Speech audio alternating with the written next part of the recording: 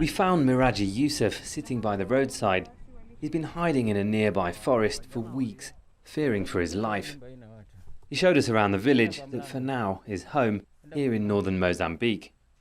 But it's not his. Everyone here also fled. He sleeps in one of the abandoned homes. People have been running away from an armed group called Al-Shabab, notorious for beheading and abducting people. I don't know where exactly they've all gone, but they must still be hiding in the forest, because when you leave, you have to hide in the forest. You have to run directly, you cannot stop, because if they find you, they will kill you. In the last 3 months, Rwandan soldiers have fought the armed group out of the towns it controlled in Cabo Delgado province. They're supporting Mozambique's government that had been losing ground. In most towns, the armed group retreated into the forests as the Rwandan forces advanced. In a few places, like the armed group's headquarters in the town of Mbau, they fought. The Rwandan forces pushed them out of it following a heavy battle, and you can see the remains of it.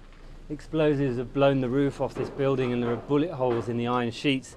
And on the floor you can see the remains of the shopkeeper's property. But all of the people that used to live here are now wondering if or when it will be safe for them to come home. Around 700,000 people have been displaced by the conflict.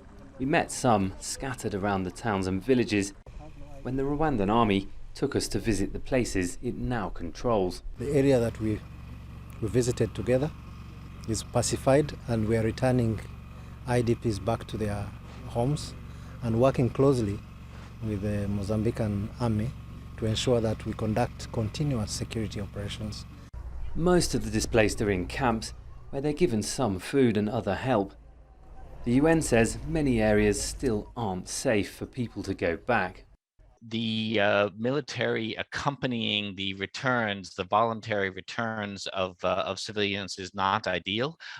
Obviously, this can lead to these civilians being targeted, and of course, associate return movements with military aims.